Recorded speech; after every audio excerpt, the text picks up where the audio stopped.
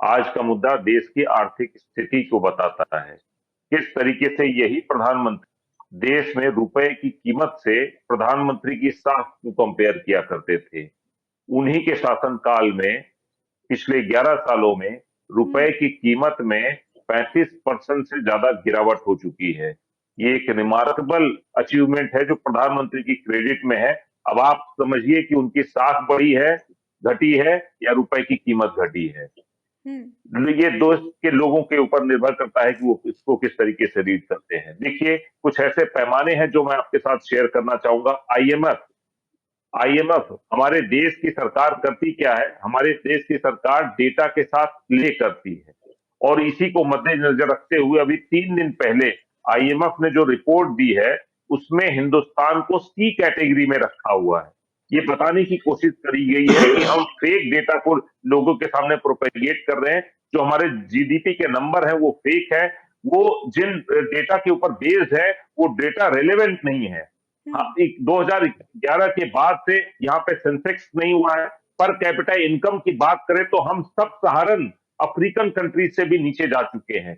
इस देश में 66% लोग ऐसे हैं जो 5 किलो की राशन की लाइन में लग चुके हैं। पर जीडीपी अगर हम बात करें पर कैपिटा जीडीपी की, तो वो जो 2014 में बांग्लादेश से डबल हुआ करती थी, आज बांग्लादेश से हम पीछे आ चुके हैं। हमें समझने की जरूरत है कि ये सारे के सारे ऐसे सवाल हैं।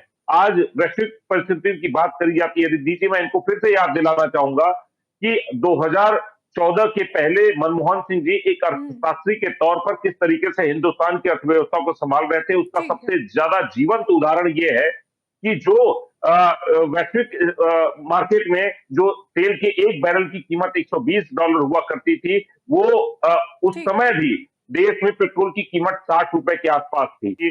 इंपोर्ट हमारा लगातार बढ़ रहा है। मैं आपको बताना चाहूंगा कि जिस तरीके से आपने देखा होगा कि चाइना के साथ हमारे जो रिश्ते थे पिछले कुछ सालों में काफी टर्बुलेंस था, तो मोदी साहब करते क्या है, यहाँ पे वो मेक इन इंडिया का एक मुहिम चलाते हैं। आप पूछिए कि मेक इन इंडिया की सफलता क्या है। आज भी हमारा व्यापार घाटा लगातार बढ़ता जा रहा है। हमारे जो मैन्युफैक्चरिंग है वो ऑल टाइम लो पे है इस समय, अगर आप परसेंटेज की बात करेंगे। आप इनसे पूछिए कि जो फॉरेन इंस्टीट्यूशनल इन्वेस्टर्स हैं, उन्होंने पिछले 4 महीने में $23.5 बिलियन उन्होंने विड्रॉ किया हुआ है, जो करीब करीब 2 लाख करोड़ बनता है। आप समझने की कोशिश करिए कि जिस तरीके से यहाँ पे लोकली सिस्टम को डिरेल किया जा रहा है, जो हमारी मैन्युफैक्चरिंग, जो हमारी ताकत बन सकती है, वो किस तरीके से पटरी से उतर चुकी है, जिसका हम इस समय जो रुपए की कीमत है उसके ऊपर उसका असर देख रहे हैं। अभी आपने सही सवाल पूछा था कि एज अ स्ट्रॉन्ग अपोजिशन के तौर पर आप सरकार को कुछ सलाह देना चाहेंगे कि आखिरकार इकोनॉमी कैसे पटरी पर लाया जाए? रिद्धि जी, आपने बिल्कुल सही कहा। अगर सरकार विपक्ष की इतनी ही बात मानती तो शायद आज ये दिन देखने को नहीं पड़ते। आज देखिए कि हमारी 70% जो पॉपुलेशन है वो 30 साल की उम्र से कम है। अनएम्प्लॉयमेंट का रेट अगर आप देखेंगे तो 9.5% है, और अगर हम पढ़े लिखे ग्रेजुएट्स अनएम्प्लॉयमेंट की बात करें तो हर 6वां व्यक्ति जो ग्रेजुएट है इस देश में वो बेरोजगार है। बेरोजगारी के आपको डरा देते हैं, आपको समझिए कि हम किस तरीके से और किस दिशा में आगे जा रहे हैं, लेकिन ये सरकार शायद सुनना नहीं चाहती। अभी आपने सही पूछा था कि जो टैरिफ लगाए गए हैं उसको भी खत्म करने का काम किसका है, किसकी जिम्मेदारी है? सरकार की। लेकिन सरकार क्या करती है? नमस्ते ट्रंप के प्रोग्राम करती है, हाउडी मोदी के प्रोग्राम करती है, लेकिन आज तक वो मोदी जो अमेरिकन गवर्नमेंट है उसको कन्विंस नहीं कर पाई कि किस तरीके से टैरिफ लगाया जाए। हमें जो सवाल पूछने की जरूरत है। रिस्पॉन्ड करना चाह रहे थे।